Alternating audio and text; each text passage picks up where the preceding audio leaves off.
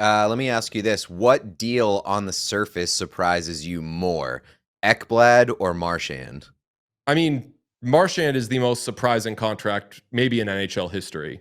The sons of bitches did it. They signed everybody. Panthers keep Bennett, then they keep Ekblad, and now Brad Marchand, 37 years young, signs a 6-year contract worth Trent Frederick money, under $32 million. Our guy is going to play forever. Pete, Florida Panthers are psychos. I can't believe it. Bill Zito said that there was a good opportunity that there was a path for them to keep all three guys, Bennett, Ekblad, and Marchand. I thought he was psychotic. I thought he was just like wishful thinking, just throwing it out into the universe.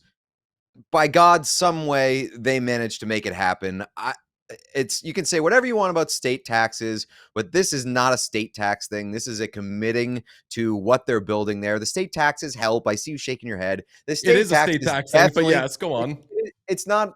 It's a tiny little part. Among But other things, it's a state tax thing. it's a tiny little part. But yeah, I'm stunned that they've managed to keep all three guys. A 6-year contract extension for Brad Marchand at age 37. If you had told me that he was going to get 6 years, we were kind of crazy, like eyebrows going up over the 4th year. Him getting the 4th year, thinking that it was a big win for him. Obviously, the money and the years kind of balance out a little bit here, but him getting a 6-year deal to make this work is stunning.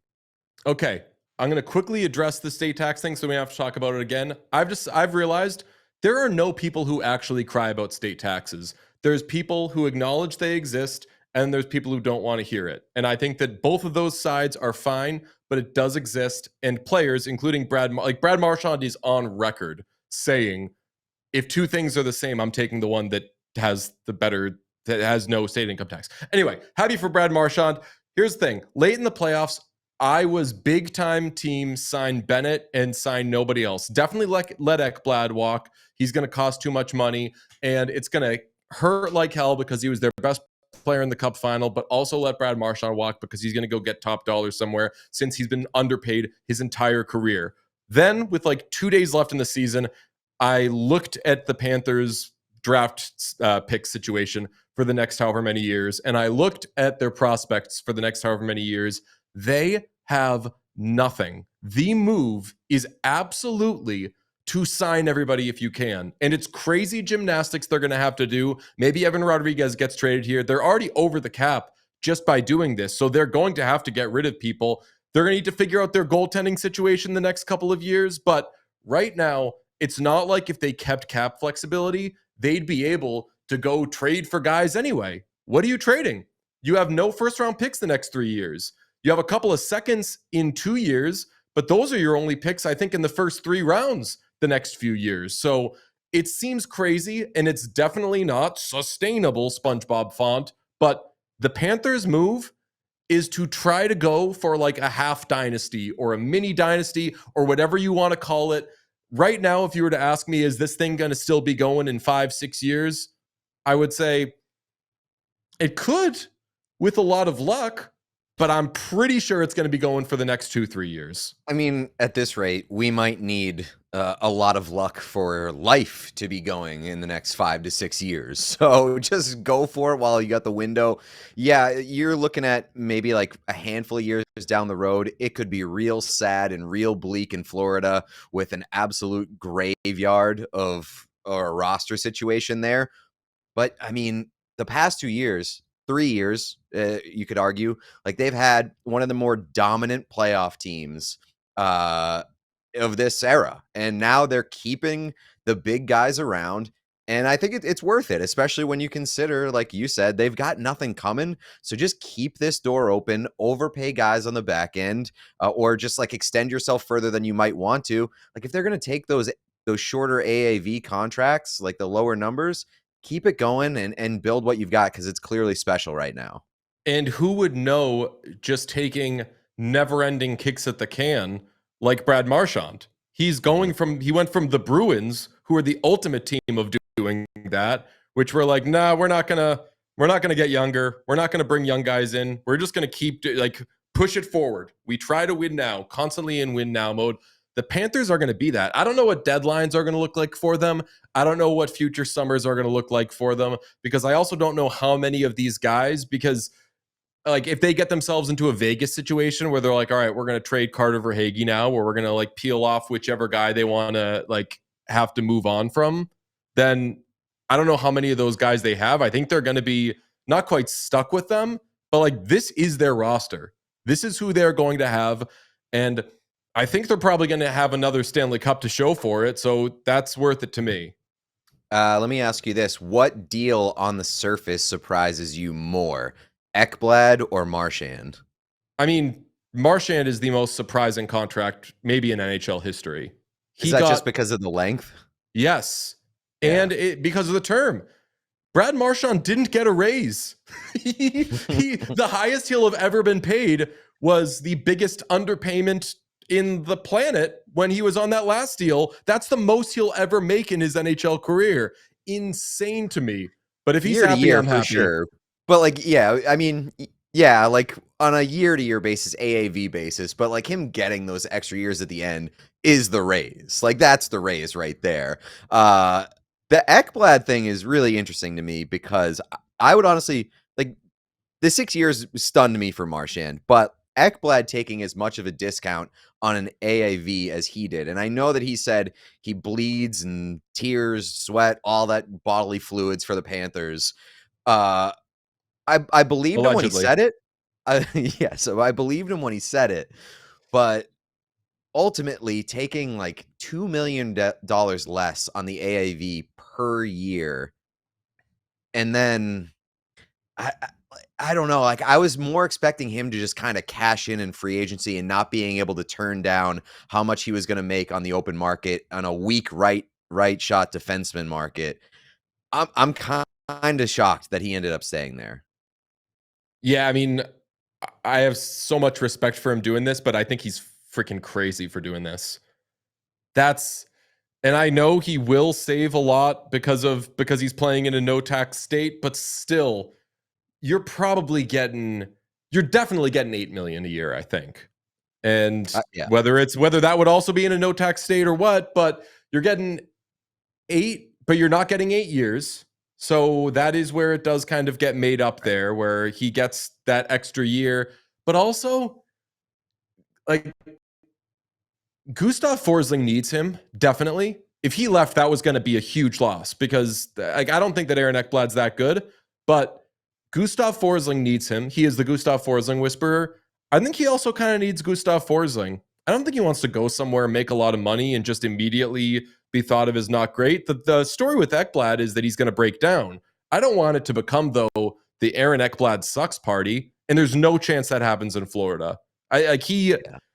He's like, some players bet on themselves. He bet that being happy is better than being rich. So I respect that. It's insane. They both kind of did.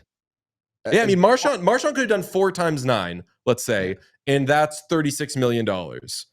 That's more money on 2 fewer years than he ends up getting doing a 6 times whatever, close to $6 million.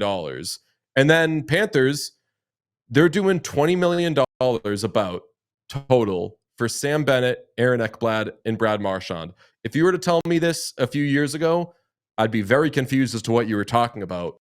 But those 3 coming off that cup and coming off of what Marchand did, like there was Chris Johnston said with us that he was hearing, don't be surprised if somebody goes to $10 million a year for Brad Marchand. Do you know how much he must love Florida that he didn't wait till tomorrow to find out if that was going to happen?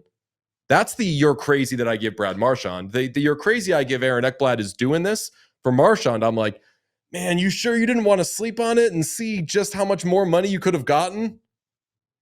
Yeah, I mean, I think you're right though. Like the opposite of asshole tax is like happiness tax, and that's what the Florida Panthers are cashing in on right now. All of their guys are happy. They all love each other. They want to stay there. They want to keep the band together, and this is what it looks like. And like, good for them.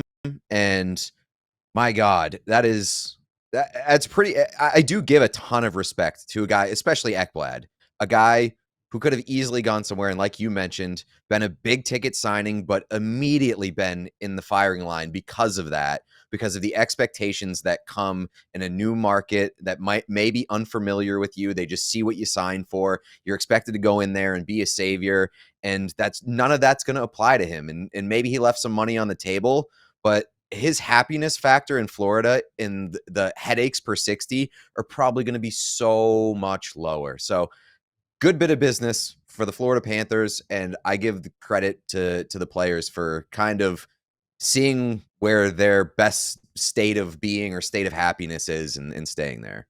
Sean, you're a cat guy. Again, the conversation went from keep flexibility to, you know what?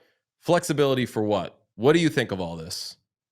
I mean, I agree. I agree with everything you said about how like they had no other option, so you might as well. And I want my biggest thing with the Panthers and why I love them so much is I want to see greatness. I want to see a dynasty. And there's so much talk about there was so much talk in the immediate aftermath of the Cup about whether or not they were, and a part of being a dynasty is having the same cast of characters. So the fact that they can repeat all of this or have a chance to repeat all of this and potentially win their third straight Stanley Cup or win their third Stanley Cup in however many years if they don't win next year, is exciting for me as a fan. Yeah, and I like that what's cool about this is no matter what, at the end of it, to kind of Disneyify it, they turn back into the Florida Panthers, which is a bunch of old guys who are huge names. You're like, hey, remember, do you know that so-and-so is on the Panthers now? You know that Jágr is playing with the Panthers? It's going to be, hey, you know Marchand's on the Panthers? Aaron Ekblad, he went back to the Panthers. It looked, you'd walk into that room and you'd see all these legends sitting around, except they were the guys that 3 years ago were just winning Stanley Cups with them. So they're gonna maybe win more, and then they're just gonna have this kind of club of all NHL legends who are making $6+ million. My last thought on this is that it probably makes July 1st a little bit less interesting because you've got Marchand coming off the board, Ekblad coming off the board, and those were going to be big tickets, and obviously Marner as well. I do wonder how the rest of the Eastern Conference now reacts to those guys staying in Florida, because if you're the rest of the Eastern Conference and you feel like you were knocking on the door, like you're a Maple Leafs, you're a Hurricanes or whoever else, what do you do now? They just kept those guys. They're going to run it back. So what is your plan of attack to close that gap this year? And I don't know what the answer is, but it could make for an interesting rest of the summer. You knock on the door. I've learned this as a fan, and I've learned it from covering stuff. Never try to time your team around another team because you just don't know. We all silly like the mayor.